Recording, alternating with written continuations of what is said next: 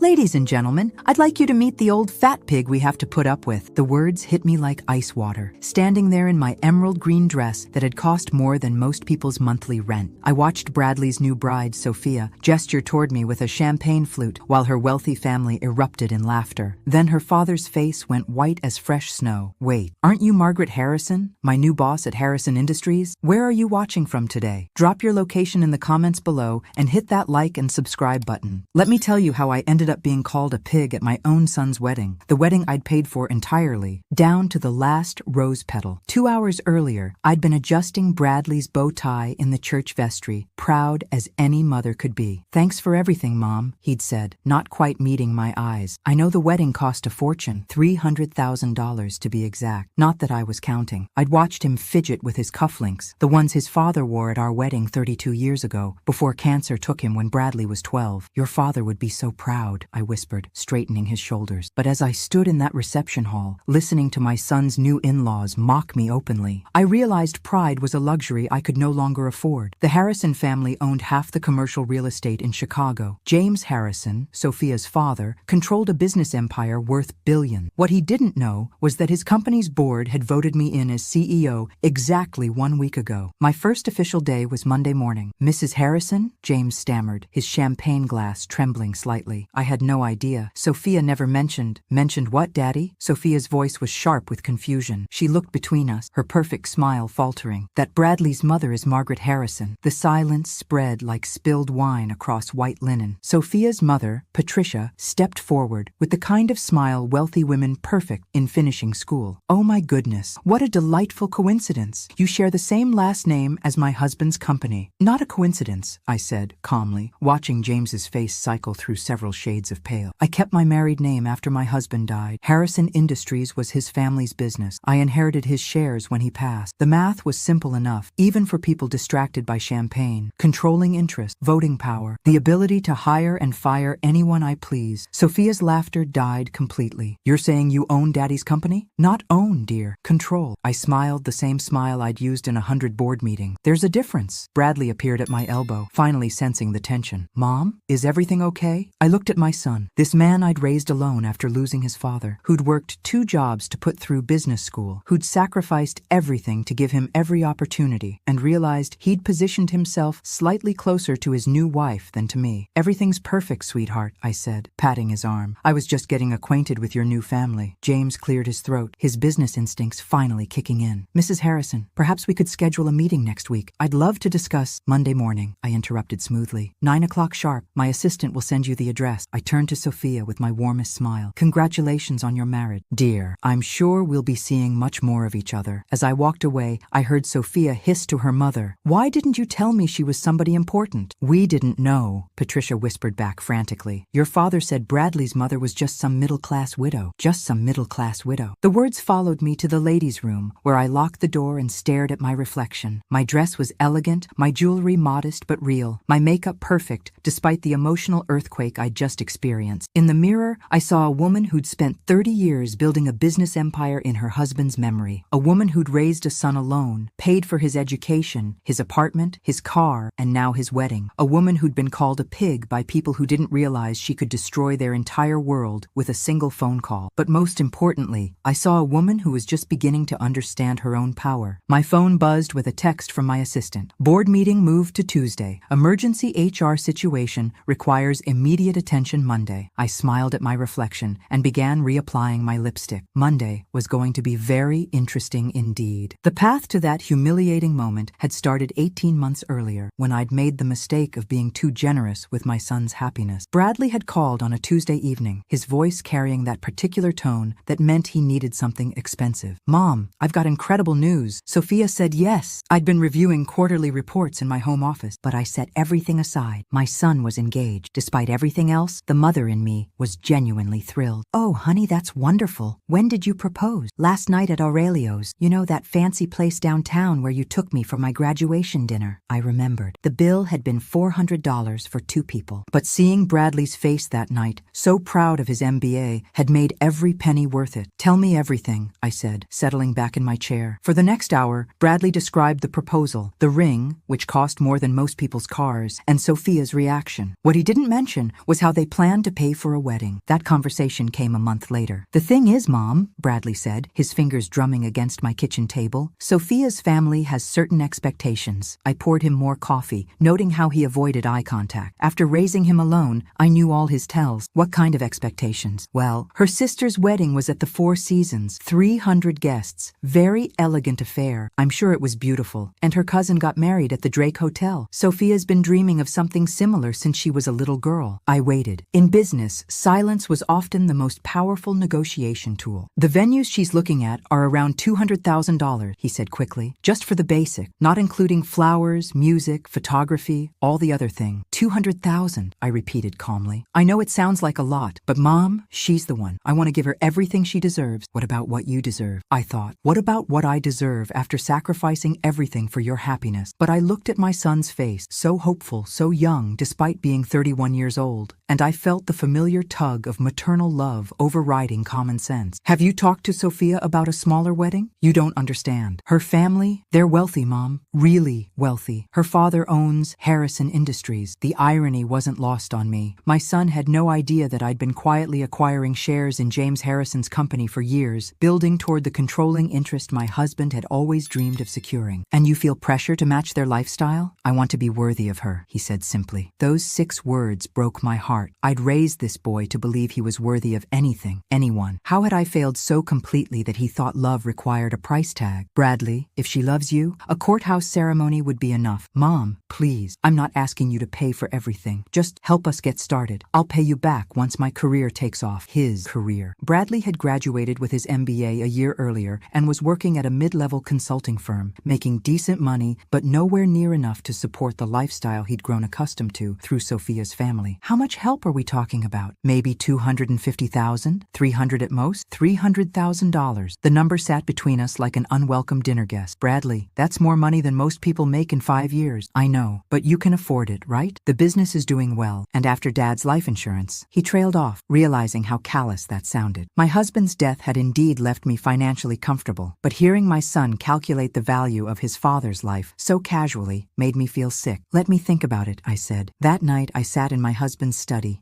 looking at his photograph on the desk. We'd built Harrison Industries together, starting with a single small office building and growing it into one of Chicago's premier commercial real estate companies. After he died, I'd continued expanding, making strategic acquisitions, building the empire he'd envisioned. What would you do? I asked his picture, but I already knew the answer. Robert had always been too generous with Bradley, unable to deny him anything. It was one of the few areas where we disagreed. The next morning, I called Bradley and told him yes. Looking back now, standing in that bathroom mirror after being called a pig by my son's new in-laws, I realized that single word, yes, had been the beginning of my transformation from doting mother into something far more dangerous. Because by Monday morning, I would be their new boss. And unlike my son, they were about to learn that my generosity had limits. Monday morning arrived with Chicago's typical autumn chill, and I dressed accordingly. Power suit, minimal jewelry, hair pulled back in the style that had intimidated corporate America for the past 20 years. At exactly 9 o'clock, I walked into the Harrison Industries boardroom, where James Harrison sat fidgeting with his phone like a nervous teenager. Mrs. Harrison, he stood quickly, extending his hand. Thank you for agreeing to meet so early. Mr. Harrison, I replied, taking the seat at the head of the conference table that was rightfully mine. Though I think we need to clarify something before we begin. I opened my briefcase and removed a folder containing the stock certificates, board resolutions, and legal documentation that proved my controlling interest in his family's company. As of last Monday, I own 51% of Harrison Industries, which means this is my boardroom, and you work for me. James's face cycled through several emotions before settling on barely controlled panic. Mrs. Harrison, I think there's been some misunderstanding. This company has been in my family for 3 generations, built on land and initial capital provided by my husband's grandfather in 1952, I corrected calmly. Your grandfather was the junior partner, Mr. Harrison. The contracts are quite clear. I slid a manila envelope across the polished table. Inside were photocopies of the original partnership agreements, documents I'd spent years tracking down through legal archives and private collections. Your family managed the business beautifully while while maintaining minority ownership. But when my husband died, his shares passed to me. I've spent the last 15 years quietly purchasing additional stock whenever it became available. This is impossible, James whispered, but his hands shook as he flipped through the paperwork. The impossible part, I said, allowing a small smile, is that you didn't notice. Your own board approved my appointments to key positions. Your CFO reports directly to me. Your legal team answers my call. James looked up with something approaching horror. What do you want? First, I want an apology for your daughter's behavior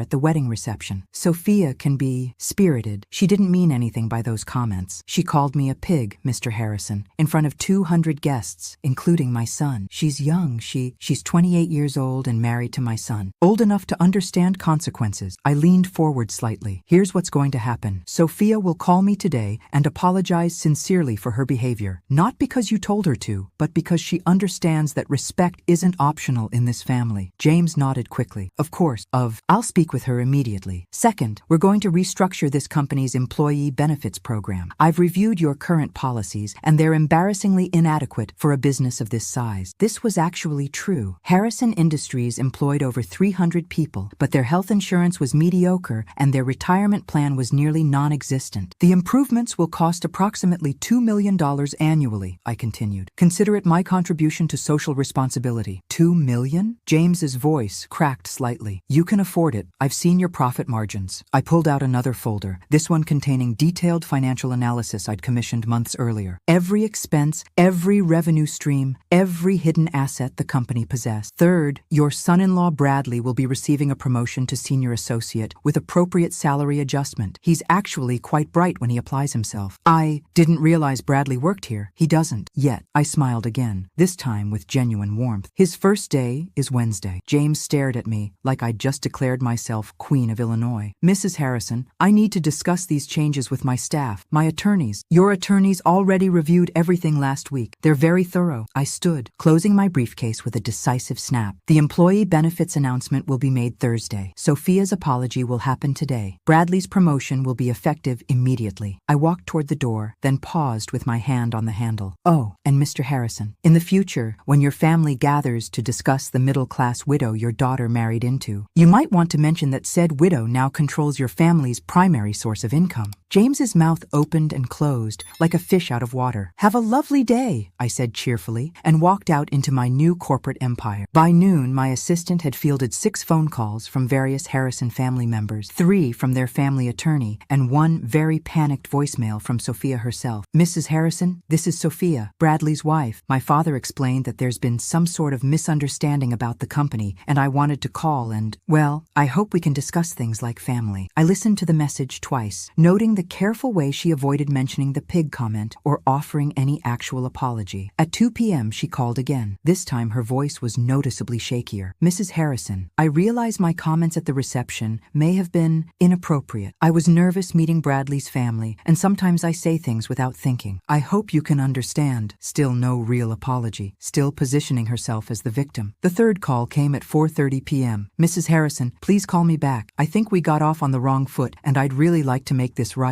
Bradley is upset. My father is having some kind of crisis, and I just want to understand what's happening. I deleted all 3 messages without returning her calls. Tuesday morning, James Harrison appeared at my office door at 8 a.m. sharp, looking like he hadn't slept. Mrs. Harrison, please. Sophia is beside herself. She's young and made a mistake. Surely we can work this out as reasonable people? I gestured to the chair across from my desk. Mr. Harrison, let me explain something about reasonable behavior. When someone pays for your daughter's entire wedding, venue, food, flowers, music, photography, reasonable behavior would be gratitude, or at minimum, basic courtesy. You paid for the wedding? Every penny. $312,000. I pulled out the receipts I'd requested from Bradley the night before. Would you like to see the invoices? James stared at the papers spread across my desk, his face growing paler with each line item. She had no idea, he whispered. No, she didn't, because your family makes assumptions about people without bothering to learn the fact. I stood up and walked to the window overlooking downtown Chicago, watching the the morning traffic crawl through the streets below. But here's what I find most interesting, Mr. Harrison. Your daughter can afford to mock the woman who paid for her wedding because she knows her family has money. She can afford to be cruel because she's never faced consequences for her action. I turned back to him with a smile that would have made sharks nervous. That's about to change. By Thursday afternoon, the employee benefits announcement had sent shockwaves through Harrison Industries that reached far beyond the office walls. Word spread quickly through Chicago's tight-knit business community. Margaret Harrison wasn't just the new CEO. She was the new sheriff, and she was making changes. The first sign that my message was being received came Wednesday evening when Bradley called, his voice tight with confusion and something that might have been fear. Mom, Sophia's father offered me a job today. Senior associate, starting salary, $90,000 plus benefits. It's a great opportunity, but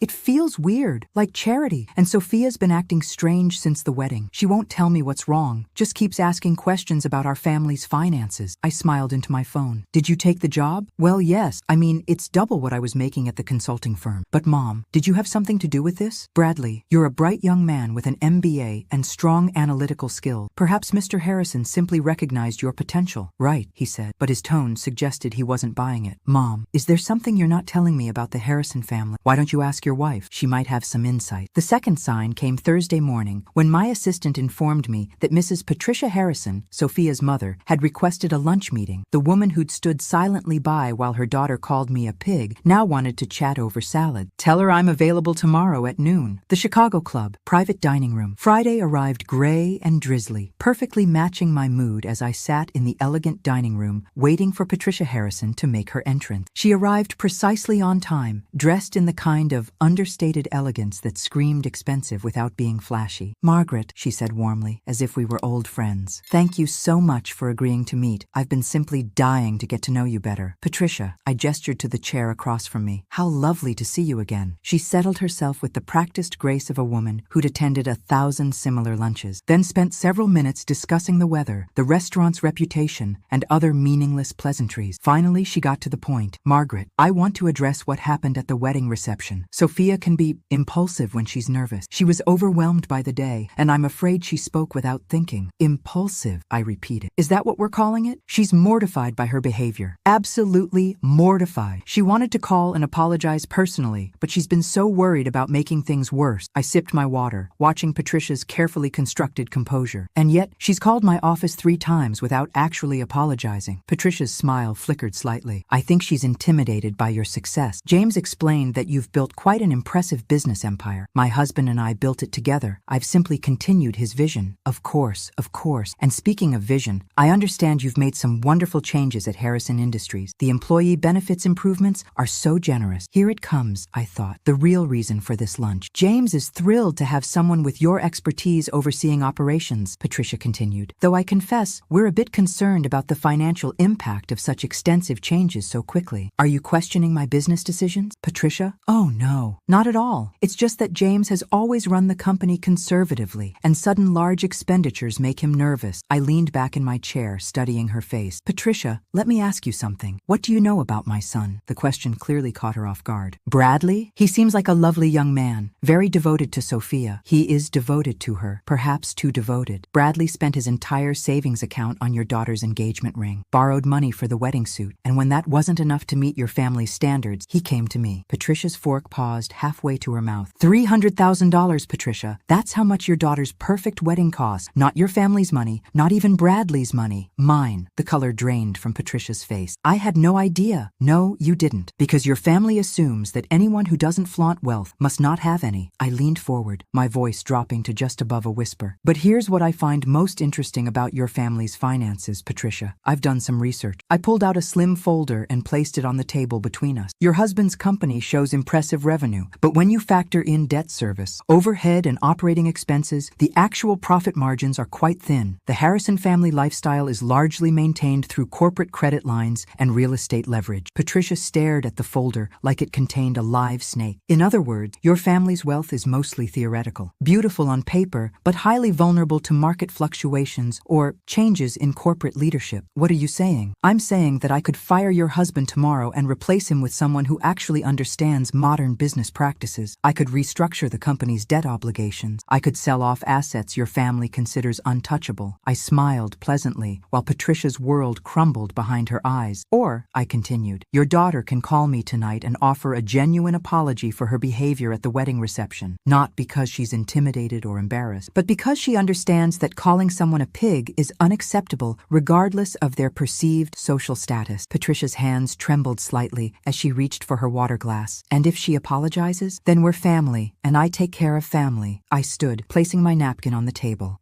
But Patricia, understand this. I'm not some middle-class widow who can be dismissed or mocked. I'm the woman who now controls your family's future. I picked up the check that had been discreetly placed on the table. Lunch is on me. Please give Sophia my regards. As I walked toward the exit, I heard Patricia fumbling with her phone, already dialing her daughter's number. My own phone buzzed with a text from my assistant. Emergency board meeting called for Monday. James Harrison requesting full financial review of recent policy changes. I smiled as I stepped into the Chicago drizzle. Let them call their meeting. By Monday, I'd be ready with surprises they couldn't possibly anticipate. After all, I was just getting started. Sophia's call came at 9:47 p.m. that Friday night, just as I was settling into my leather armchair with a glass of wine and my husband's favorite book of poetry. Her voice was different this time, smaller, stripped of the entitled confidence that had carried her through our previous encounters. Mrs. Harrison, this is Sophia. I know it's late, but I couldn't wait until tomorrow. Good evening, Sophia. I owe you an apology, a real one, not the half-hearted attempts I've been making all week. She took a shaky breath. What I said at the reception was cruel and inexcusable. Calling you a pig was wrong, no matter what I was feeling or thinking. You paid for our entire wedding, and I repaid your generosity with insults and humiliation. I said nothing, letting her words hang in the air. I've been thinking about why I said it, and I think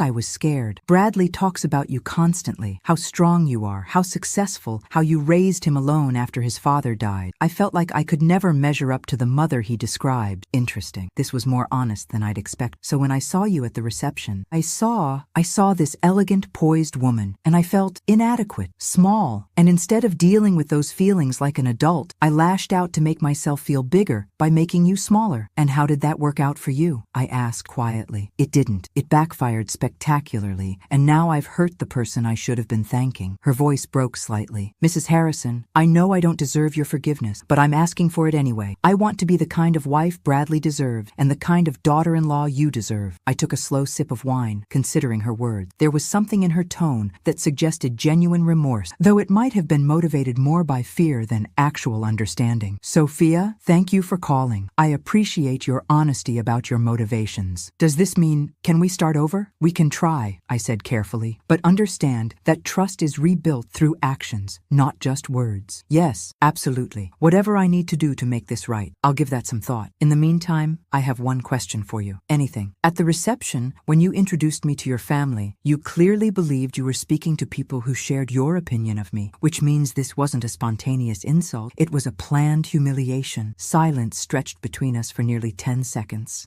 Yes, she whispered. I had told them beforehand that Bradley's mother was difficult, that she was always interfering and trying to insert herself into our relationship. But I've met you exactly twice before the wedding, both times at family dinners Bradley organized. We've spoken for perhaps 20 minutes total. I know, I was repeating what Bradley had said. The words hit me like a physical blow. My own son had been complaining about me to his fiancée, painting me as some kind of meddling mother-in-law before I'd even met her family. What specifically did Bradley tell you about me? He said you had trouble letting go, that you still treated him like a child, that you used money to maintain control over his life. Her voice was barely audible. He said you'd probably try to take over the wedding planning and that I should be firm about boundaries. I closed my eyes, feeling something fundamental shift inside my chest. The son I'd raised, supported, and sacrificed for had been systematically undermining me to justify accepting my financial support while rejecting my emotional presence. Sophia, thank you for your honesty. That took courage. Mrs. Harrison, I realize now that everything he told me was wrong. You're not controlling. You're generous. You're not interfering. You're loving. I should have formed my own opinion instead of accepting his characterization. Yes, you should have. I stood and walked to the window, looking out at the city lights. But Bradley is my son, and his opinion matters most in this situation. He loves you, Sophia said quickly. He really does. I think he's just confused about how to be grateful without feeling guilty about accepting so much help. Perhaps. We'll see. After ending the call, I sat in my husband's study, surrounded by his books and photographs, trying to reconcile the son I thought I knew with the man who apparently saw me as a burden to be managed. Robert's voice seemed to whisper from the shadows. You gave him everything he wanted instead of teaching him to want what he could earn. My phone buzzed with a text from Bradley. Mom, Sophia said she talked to you tonight. I hope we can all have dinner soon and work things out. I hate that there's tension in the family. I stared at the message for a long time before responding. We definitely need to talk soon. Saturday morning brought an unexpected visitor. I was reading the business section of the Tribune when my doorbell rang at 8 a.m. Through the peephole, I saw James Harrison standing on my front porch, looking like he'd aged 5 years in the past week. Mr.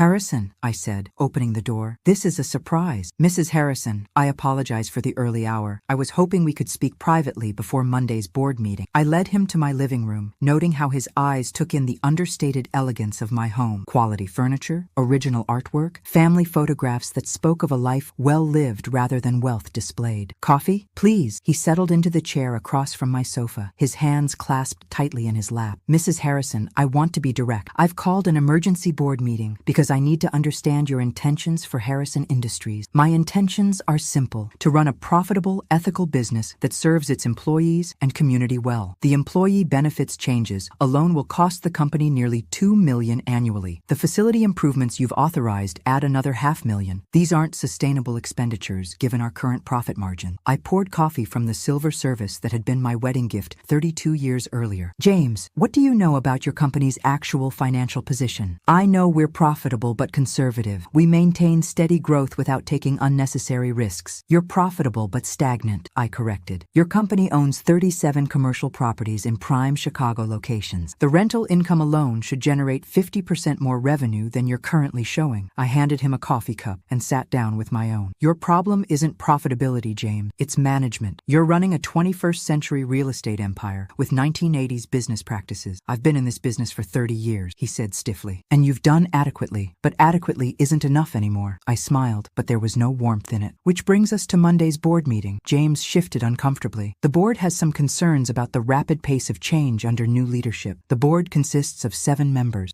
3 were appointed by me over the past 18 months. 2 others are longtime business associates who respect my husband's legacy. That leaves you and your cousin, Edward. I watched his face as the mathematics of corporate democracy sank in. In other words, James, your emergency board meeting is going to be very educational for you. He set down his coffee cup with shaking hands. What do you want from us? From my family? I want what I've always wanted. Respect. Not for my money, not for my corporate position, but for me as a person worthy of basic human decency. I stood and walked to the mantelpiece where my wedding photograph sat beside pictures of Bradley from birth through college graduation. Your daughter called me a pig at my son's wedding, James. She did it because she believed her family's money made her superior to the woman who'd paid for her celebration. That kind of casual cruelty reveals something ugly about character. Sophia is young. Sophia is old enough to be married, old enough to understand consequences. I turned back to him. But she's not my real problem, is she? James stared at me with growing dread. My real problem is my son, who's been telling his wife that I'm a controlling, interfering mother who uses money to manipulate him. My son, who accepted $300,000 for his wedding while simultaneously resenting me for providing it. Family relationships are complicated. Yes, they are. And Monday morning, we're going to simplify them considerably. I walked him to the door, my mind already working through the details of what Monday's board meeting would bring. Have a lovely weekend, James. Give my regards to your family. As I watched him drive away, I realized that everything up to this point had been preparation. The real battle was just beginning, and this time I intended to win. Monday morning's board meeting began at 9 o'clock sharp in the Harrison Industries conference room, with James Harrison looking like a man facing his own execution. The other board members filed in with varying degrees of confusion, unaware they were about to witness a corporate revolution. Gentlemen, I said, taking my place at the head of the table, thank you for accommodating this emergency session. Before we begin, I'd like to introduce myself properly to those who may not be familiar with my background. I distributed folders containing my complete professional biography, educational credentials, and the 20-year track record I'd built expanding my late husband's business interests. As you can see, I'm not some grieving widow playing at businesswoman. I hold an MBA from Northwestern, have successfully managed 8-figure real estate portfolios, and have been quietly acquiring Harrison Industries stock for the past 15 years. Edward Harrison, James's cousin and the company's longtime treasurer, cleared his throat nervously. Mrs. Harrison, while your credentials are impressive, this company has operated successfully under Harrison family management for 60 years. Successfully is a generous term, Edward. I pulled out the comprehensive financial analysis I'd commissioned commissioned months earlier. Your revenue growth has been flat for 7 years. Your profit margins have declined consistently since 2018. Your employee retention rate is 30% below industry standards. I watched their faces as the numbers sank in. Meanwhile, you're sitting on prime commercial real estate in Chicago's most desirable locations, charging below-market rents because you've prioritized relationship preservation over business optimization. Those relationships are valuable, James protested. We have tenants who've been with us for decades, and they've been taking advantage of your sentimentality for decades. I smiled coldly. Effective immediately, all rental agreements will be reviewed and adjusted to current market rates. Tenants who wish to continue their leases will pay fair value. Those who don't can find alternative accommodations. That's not how we do business, Edward stammered. It's how I do business, and since I control this company, it's how we'll do business going forward. Board member Robert Chen, one of my appointees, spoke up supportively. Mrs. Harrison's analysis is thorough and accurate. Harrison Industries has been underperforming for years. The employee benefits improvements alone will cost us $2 million annually, James said desperately. We can't afford such extravagance. James, your family extracted $1.8 million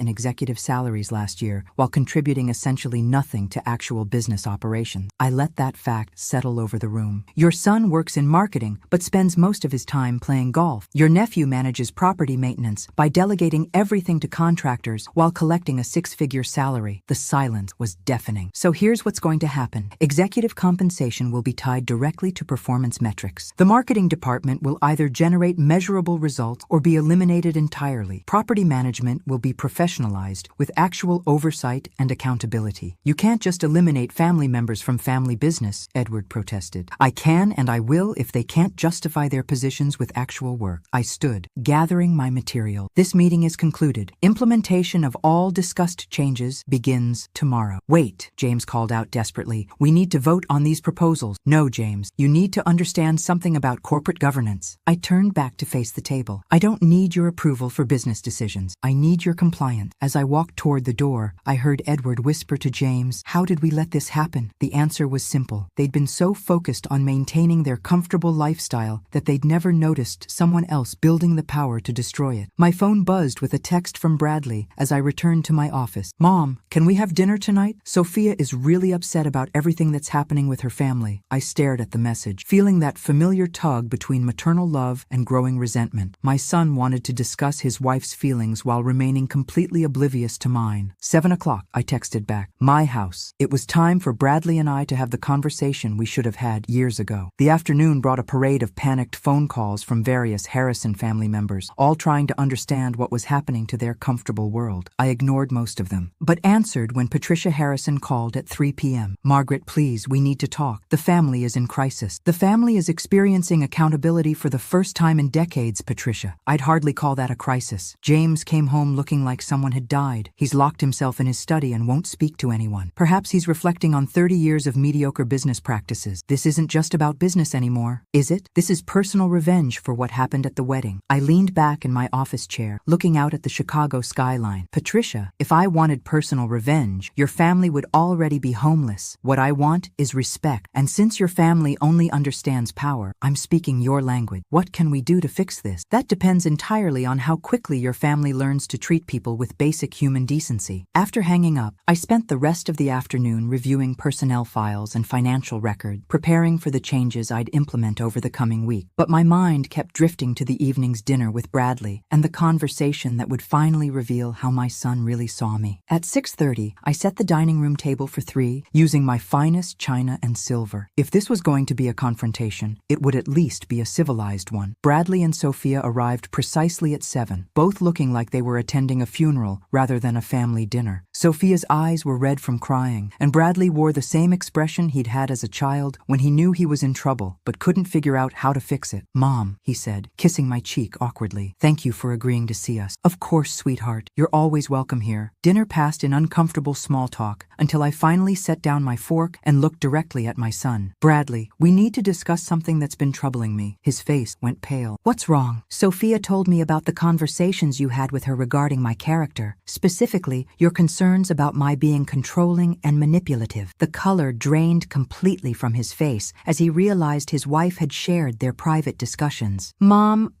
those weren't... I was just trying to prepare her for what exactly? Bradley looked helplessly at Sophia, who was studying her plate as if it held the secrets of the universe. You've always been generous, maybe too generous, and I didn't want her to feel obligated to accept help if it came with strings attached. What strings, Bradley? You know, expectations. That we'd have to live our lives according to your approval. I felt something cold and final settle in my chest. Can you give me a specific example of when I've attempted to control your life choices? Well, you had opinions about my college major. I suggested business classes might be practical. You majored in literature, and I supported your decision completely. And you didn't like some of the girls I dated. I disliked exactly one girlfriend, the one who stole money from your wallet and cheated on you with your roommate. You eventually agreed with my assessment. Bradley squirmed in his chair, clearly realizing his examples weren't supporting his case. The point is, I wanted Sophia to know she didn't have to accept your help if it made her uncomfortable. Except she did accept my help. You both did. $300,000 worth of help. And we're grateful. No, Bradley. You're resentful. I stood up, my voice remaining calm despite the rage building inside me. You wanted my money, but not my presence. You wanted my support, but not my opinions. You wanted me to be a bank, not a mother. That's not true. Then explain to me why your wife felt comfortable calling me a pig in public. Explain to me why she believed her family would find that entertaining rather than horrifying. Sophia finally looked up, tears streaming down her face. Because I told them what Bradley said about you, about how you used money to stay involved in his life when he wanted independence. The words hung in the air like poison gas. I see. I walked to the window, looking out at my garden. So my financial support for your education, your car, your apartment, your wedding, all of that was manipulation rather than love. Mom, you know that's not what I meant. Actually, Bradley, I think it's exactly what you meant. I turned back to face them both. And you know what? You're right. I have been using money to maintain our relationship. Both of them stared at me in shock. But starting tomorrow, that ends completely. What do you mean it ends? Bradley's voice cracked slightly, and I recognized the tone from his childhood, the moment when he realized his actions had consequences he hadn't considered. I mean, I'm done being your ATM, sweetheart. I walked back to the table, but remained standing, looking down at my son and his wife. No more birthday checks, Christmas gifts, emergency loans, or surprise assistance with bills. Mom, you can't be serious. I'm completely serious. You wanted independence from my supposed manipulation, and I'm giving it to you. I smiled, but there was no warmth in it. Effective immediately, you're financially independent. Sophia looked panic-stricken. Mrs. Harrison, I think there's been a misunderstanding. We never said we didn't want your support. No, dear. You just said I was using that support to control your lives. Well, problem solved. Bradley jumped up from his chair. This is crazy. One stupid comment at a wedding, and you're cutting us off completely? One stupid comment? My voice remained dangerously calm. Bradley, your wife called me a pig at your wedding, while surrounded by her family, who laughed along because you had already painted me as some kind of interfering burden they had to tolerate. I never called you a burden. You told her I had trouble letting go, that I treated you like a child, that I used money to maintain control. I counted off each point on my fingers. What would you call that characterization? Bradley sat back down heavily, finally understanding the magnitude of what he'd done. But Mom, I was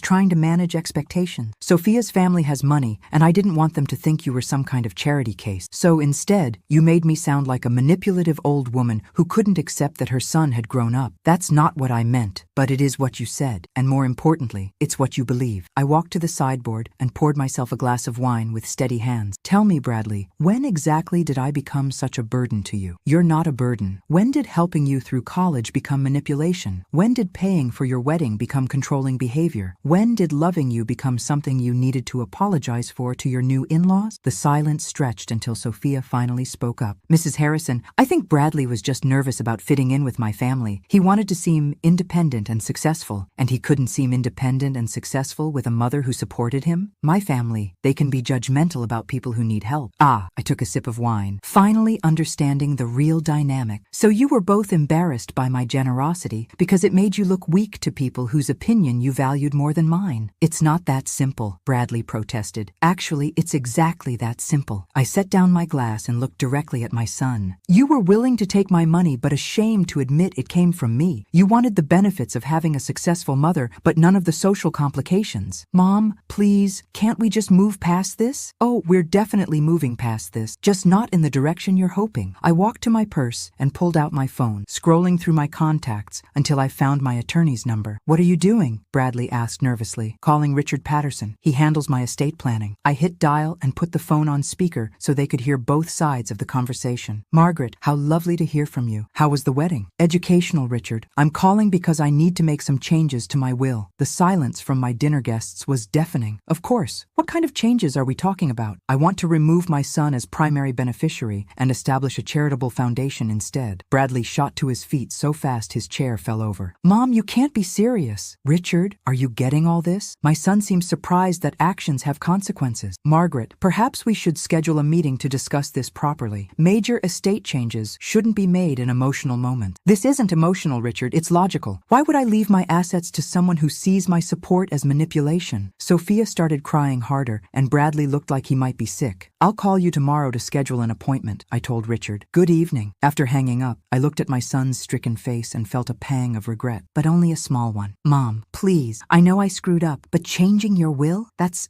extreme. Is it? You've spent years accepting my financial support while privately resenting me for providing it. You've encouraged your wife to view me as an obstacle rather than an asset. You've allowed her family to mock me publicly while sitting silent. I can fix this. We can fix this. How, Bradley? How exactly do you fix years of taking someone for granted? I'll talk to Sophia's family. I'll make them understand that they were wrong about you. They weren't wrong about me, sweetheart. They were wrong about my willingness to tolerate disrespect. I walked back to the table and began clearing the dinner plates. Your wife apologized beautifully the other night, sincere, thoughtful, honest about her motivations. But you know what she also revealed? I paused in my plate clearing to look directly at him. That every cruel thing she believed about me came from you. Bradley slumped back into his chair. I never meant for it to go this far. No, you just meant to have your cake and eat it too. Take my money while distancing yourself from any obligation to respect the person providing it. What can I do? His voice was barely a whisper. You can start by being honest with yourself about why you really resented my involvement in your life. I don't understand. You resented it because it reminded you that you weren't as independent and successful as you wanted to believe. Every time I helped you financially, it wounded your pride. Bradley stared at me with growing recognition. But instead of refusing the help or working harder to become truly self-sufficient, you chose a third option, accepting the money while vilifying the source. That's exactly what it was. And the sad part is, I would have respected an honest conversation about your feelings much more than this years-long campaign to paint me as the problem. I finished clearing the table and walked toward the kitchen, then paused in the doorway. Bradley, I love you. I will always love you. But I'm done enabling a relationship where love only flows in one direction. So what happens now? Now you learn what genuine independence feels like. And maybe, if you're very lucky, you'll discover that earning someone's respect is more satisfying than taking their support for granted. I left them sitting in my dining room and went to call Richard Patterson back. It was time to make some very real changes to my estate planning. After all, I had a charitable foundation to establish. Tuesday morning brought the expected fallout from Monday night's dinner, but not from the sources I'd anticipated. Instead of panicked calls from Bradley or Sophia, my phone rang at 7 a.m. with James Harrison's name on the caller ID. Mrs. Harrison, we have a problem. Good morning to you too. James, what seems to be the issue? 3 of our largest tenants received lease renewal notices yesterday demanding immediate rent increases averaging 40%. They're threatening to vacate. I smiled into my coffee cup. That's unfortunate. I'm sure we can find new tenants who appreciate fair market value. Mrs. Harrison, these companies have been with us for over 20 years. Johnson & Associates alone represents 12% of our rental income. James, Johnson & Associates has been paying 1987 rates for premium downtown office space. They've enjoyed subsidized rent for 2 decades, while their own revenues increased exponentially. But if they leave,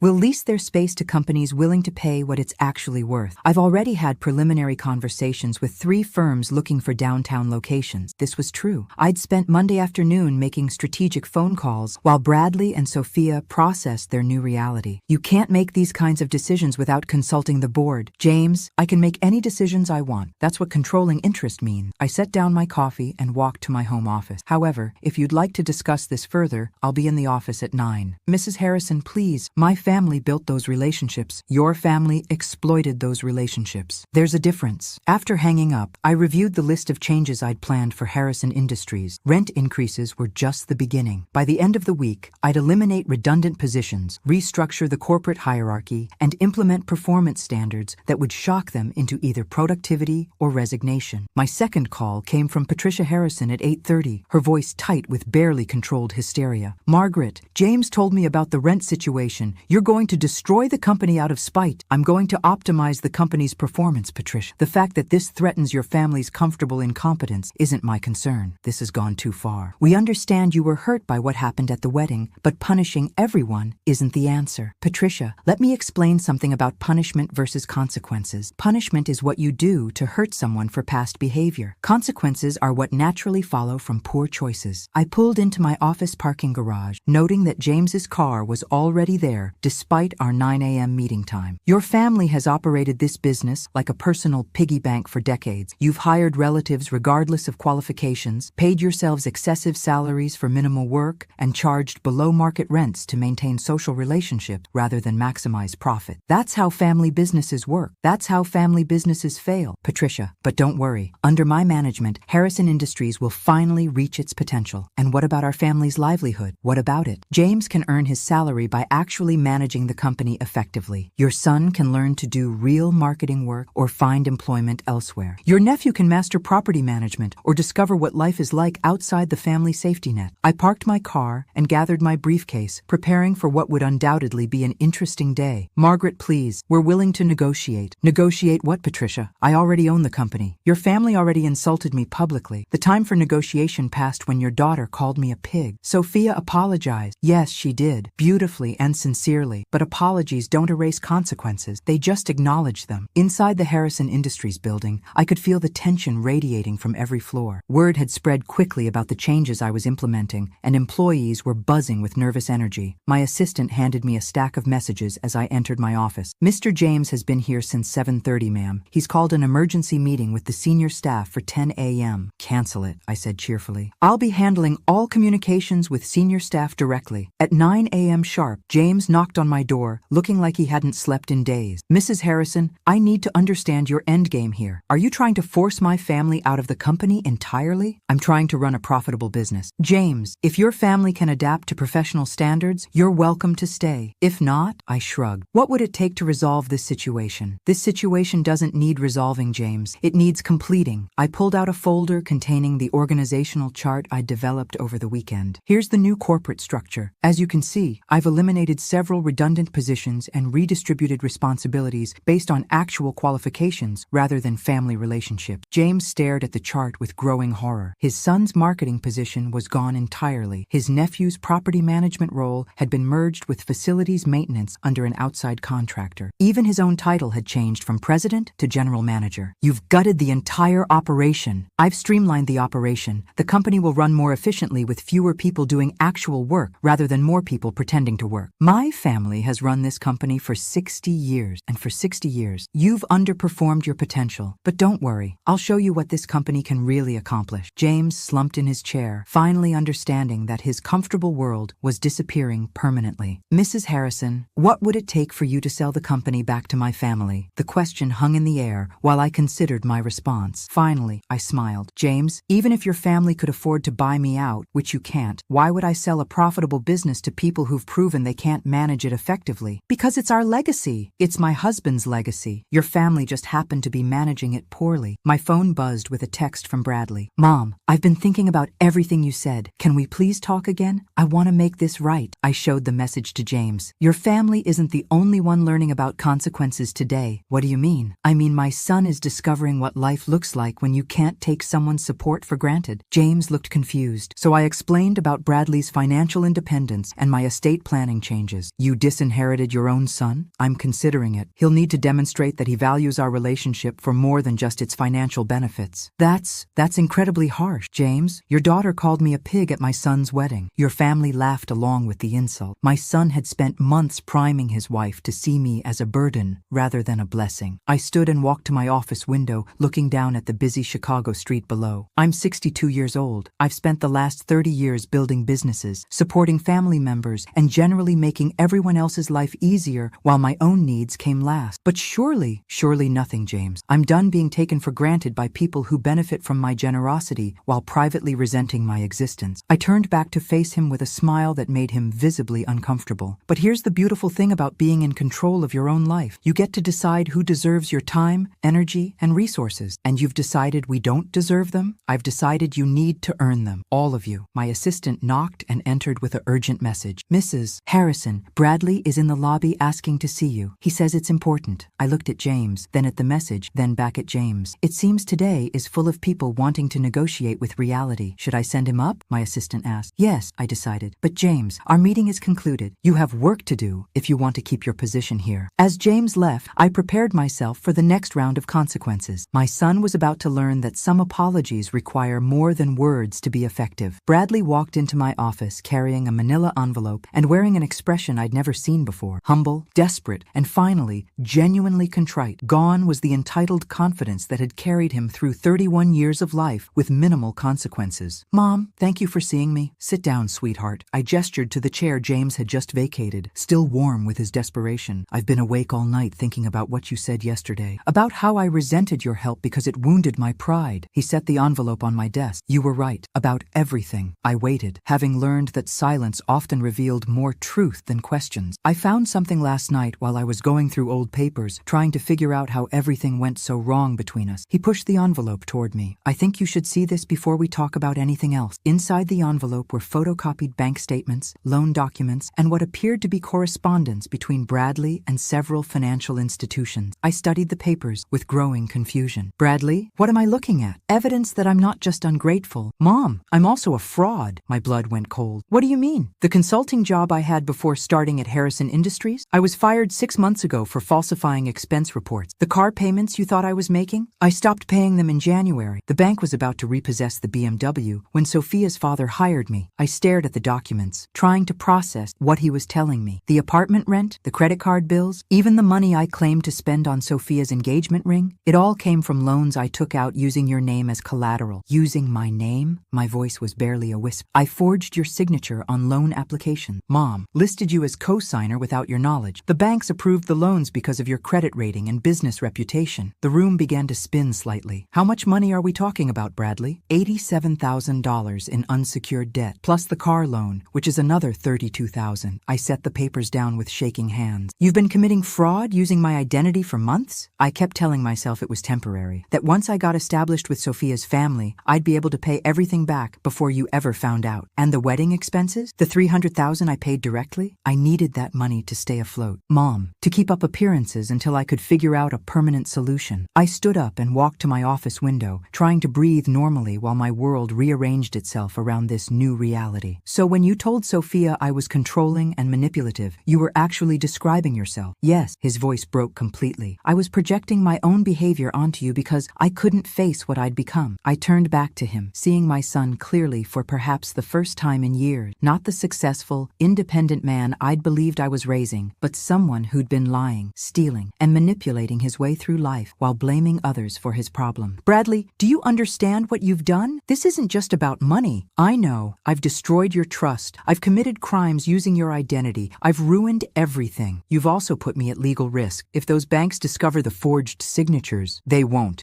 They shouldn't. The loans are current as long as I keep making minimum payments from my new salary. And if you can't make those payments, then you'd be liable for the full amount, plus interest and penalties. I sat back down, my mind racing through the legal and financial implications. Identity theft, fraud, forgery. These weren't just family relationship issues. They were federal crime. Why, Bradley? Why risk everything for a lifestyle you couldn't afford? Because I was ashamed. He was crying now, tears streaming down his face. Sophia's family has so much money, and I wanted to be worthy of her. I wanted to be successful and independent like you raised me to be. But you weren't independent. You were drowning in debt while pretending to be successful. I know. And when you offered to pay for the wedding, I saw it as my salvation. I thought if I could just get through the first year of marriage, establish myself with her family, maybe get promoted or find a better job, you thought you could lie your way to success. I thought I could buy enough time to make it true. I pulled out my phone phone and scrolled to my attorney's number. "What are you doing?" Bradley asked in panic. "Calling Richard Patterson. We need legal advice about how to handle this situation. Mom, please, if this becomes public, it'll destroy my marriage, my career, everything." "Bradley, it's already destroyed. The question now is how much damage we can contain." I hit dial and waited for Richard to answer. "Margaret, twice in 2 days. Are you having an estate planning crisis?" "Richard, I need to see you immediately. My son has just confessed to committing identity theft using my name to secure fraudulent loans." The silence on the other end of the phone lasted several seconds. "How much money are we talking about?" "Approximately $120,000 in various loans and credit agreements." "Jesus. Margaret, when can you be here?" "Give me an hour." After hanging up, I looked at my son, this stranger who'd been masquerading as the man I thought I'd raised. "Bradley, here's what's going to happen. We're going to see my attorney and determine the best way to resolve this legally. You're going to cooperate fully with whatever course of action he recommends. And then? And then you're going to learn what accountability actually means. Are you going to have me arrested?" The question hung between us while I considered my options. On one hand, Bradley was my son, and despite everything, I loved him. On the other hand, he'd committed serious crimes that could have destroyed my reputation and financial stability. "I don't know yet," I said honestly, "but I'll tell you this. The days of protecting you from the consequences of your choices are over permanently." Bradley nodded miserably. "I understand." "Do you? Because I don't think you've understood consequences at all up to this point. I'm ready to face whatever happens. We'll see." I gathered the loan documents and put them back in the envelope, my hands steadier now than they'd been when I first read them. "One more question. Bradley, does Sophia know about any of this?" "No. She thinks I'm successful and financially stable. She has no idea about the loans or the job situation. So she married you under false pretenses." "I guess, yes." I looked at my son, this man I'd raised to be honest and responsible, who'd instead become a liar and a criminal, and felt something fundamental shift inside me. The next conversation would be with Richard Patterson about damage control and legal strategy, but the conversation after that would be with Sophia Harrison about the man she'd actually married. Because if my family was going to fall apart, at least it would be based on truth instead of lies. 3 hours later, I sat in Richard Patterson's law office with Bradley beside me, watching my attorney review the evidence of my son's systematic fraud with the grim professionalism of a man who'd seen too many family disasters. "The good news," Richard finally said, "is that we can resolve this without criminal charges if we act quickly and strategically." Bradley sagged with relief, but I remained tense. "What's the bad news?" "The bad news is that Margaret will need to assume responsibility for all the debts to protect her own credit rating and reputation. If the banks discover the forged signatures, they'll pursue both civil and criminal remedies." "How much will this cost me in total?" Richard consulted his notes. "Approximately $137,000 to pay off all existing loans, plus interest and penalties. However, if we handle this correctly, we can characterize the payments as family assistance rather than fraud remediation." I looked at Bradley, who was staring at his hands in shame. "And what happens to my son?" "Bradley will sign confession documents acknowledging his actions, agree to immediate repayment terms, and submit to financial monitoring for the next 5 years. He'll also need to undergo counseling for gambling and financial addiction." "I don't have a gambling problem," Bradley protested weakly. "You forged your mother's signature on loan documents to maintain a lifestyle you couldn't afford," Richard said sharply. "That's addictive behavior, regardless of the underlying compulsion." I stood and walked to the window overlooking downtown Chicago, the same view I'd been staring at for the past week, while my life rearranged itself around unwelcome truth. "Richard, prepare whatever documents you need. I'll cover the debts, and Bradley will comply with your repayment plan." "Mom, I can't ask you to—" "You're not asking, Bradley. I'm deciding. Because unlike you, I take responsibility for cleaning up messes instead of creating bigger ones." Richard handed us several documents to sign, and within an hour, the legal framework was in place. Bradley would keep his job at Harrison Industries, but every penny of his salary above basic living expenses would go toward repaying me. It would take him approximately 8 years. As we left Richard's office, Bradley finally asked the question I'd been waiting for. "What happens with Sophia? Are you going to tell her about the loans and the lies?" "I'm going to tell her the truth, Bradley. Something you should have done before you married her. She'll leave me. She might, but she deserves to make that choice based on reality instead of fantasy." We drove back to Harrison Industries in silence, both lost in our own thoughts about the wreckage we'd discovered. When we arrived, my assistant handed me an urgent message. "Mrs. Harrison, Sophia called 3 times asking to meet with you. She sounded quite distressed." "Did she say what about?" "Something about discovering financial documents in Bradley's home office." Bradley went white. "Oh, God, she found the loan papers I'd hidden." It seemed Sophia Harrison was about to learn some uncomfortable truths about her new husband, whether I told her or not. An hour later, Sophia sat in my office crying hysterically, while Bradley slumped in the chair beside her, no longer even attempting to maintain his facade. "I found loan applications with your signature, Mrs. Harrison, except the handwriting didn't match the signature on our wedding checks." She looked between Bradley and me with red-rimmed eyes. "Bradley forged your name, didn't he?" "Yes," I said simply. "How much money?" "More than you want to know." Sophia turned to her husband with the expression of complete bewilderment. "Who are you? Because you're not the man I married." "I'm the same person." "No, the person I married had a successful career and financial stability. The person I married wasn't drowning in debt and committing crimes to hide it." She stood up and began pacing around my office like a caged animal. "My father hired you at Harrison Industries because I begged him to help my husband advance his career. But you didn't need career advancement. You needed fraud intervention." "Sophia, please. How long have you been lying to me, Bradley? Since we started dating? Since we got engaged? Since we said our vows?" The questions came rapid fire, and Bradley had no answers that wouldn't make things worse. Finally, Sophia turned to me. "Mrs. Harrison, I owe you more than an apology for calling you a pig. I owe you an apology for marrying your son under false pretenses and dragging you into our mess." "Sophia, no, let me finish. You paid for our wedding. You've been supporting Bradley financially for years, and now you're cleaning up his criminal activity. Meanwhile, I've been resenting you for being too involved in his life." She sat back down, her composure completely shattered. "The truth is, you haven't been involved enough. If you'd known what he was really like, maybe you could have stopped this before it destroyed everything." I looked at this young woman who'd called me a pig 6 days earlier and now sat in my office facing the collapse of her marriage and possibly her family's business relationship. "Sophia, what do you want to do now?" "I want to go home to my parents and pretend this never happened. But I can't, can I? Because my family's business relationship with you depends on how I handle this situation." She was sharper than I'd given her credit for. "Your family's business relationship with me depends on whether they can adapt to professional standards. Your marriage is a separate issue entirely, is it? Bradley works for my father now. If I leave him, it creates complications for everyone." I studied her face, seeing someone much younger and more vulnerable than the confident woman who'd insulted me at her wedding reception. "Sophia, can I give you some advice from someone who's been making hard choices for 30 years? She nodded. "Don't make marriage decisions based on business complications. Don't make life choices based on other people's convenience. And don't stay with someone because leaving would be messy. But if I leave Bradley, what happens to him? He'll lose his job, his apartment, everything. That's not your responsibility anymore." "But he's sick, isn't he? This fraud and lying behavior, that's not normal." She was grasping for reasons to stay, and I recognized the impulse. I'd spent years making excuses for Bradley's increasingly irresponsible behavior. "Yes, he probably needs professional help. But you can't save someone who doesn't want to be saved. And you can't love someone into becoming the person you thought they were." Sophia looked at Bradley, who was staring out my office window as if he could escape this conversation by pure willpower. "I need time to think," she said finally. "This is all too much to process right now." After they left, I sat alone in my office reviewing the events of the past week. In 6 days, I'd gone from being an insulted mother of the groom to a woman who'd reclaimed her power, restructured a company, and discovered her son was a criminal. The old Margaret would have quietly paid Bradley's debt, covered up his crimes, and continued enabling his dysfunction while accepting his resentment as the price of his love. But the new Margaret, the one who'd emerged when Sophia called her a pig, had different priorities. My phone rang with a call from Patricia Harrison. "Margaret, Sophia came home in tears. She won't tell us what happened. But James is convinced you've done something to destroy our family." "Patricia, your family is destroying itself. I'm just refusing to enable the process." "What does that mean?" "It means consequences, Patricia. Something your family has successfully avoided for decades." "Margaret, please. We understand you're angry about the wedding incident, but surely we can resolve this as reasonable people." I laughed, surprising myself with the sound. "Patricia, you keep saying that as if the problem is my anger rather than your family's behavior. But here's what I've learned this week. Anger is just information. It tells you when someone has crossed a boundary you should have established years ago. So what happens now? Now your family learns to earn things instead of expecting them. Your daughter learns that marriage requires honesty. Your husband learns that business requires competence. And your son-in-law learns that crimes have consequences. You're destroying everything we've built." "No, Patricia. I'm revealing what you actually built versus what you pretended to build. The destruction was already there. I just stopped pretending not to see it." After hanging up, I walked to my office window and looked down at the Chicago street below, watching people hurry past with their own complicated lives and hidden struggles. 6 days ago, I'd been called a pig at my son's wedding. Today, I was a woman who discovered her own power and decided to use it. The old Margaret would have called that a tragedy. The new Margaret called it a beginning. My phone buzzed with a text from an unknown number. Mrs. Harrison, this is Sophia. Thank you for your honesty today. I'm going to stay with my parents while I figure things out. I hope we can talk again soon when everything isn't so complicated. I smiled and typed back, take all the time you need. And Sophia, you're stronger than you know. Outside my window, Chicago continued its eternal dance of ambition and consequence, and for the first time in years, I felt like I was dancing instead of just watching from the sidelines. After all, it's never too late to stop being taken for granted, even by yourself.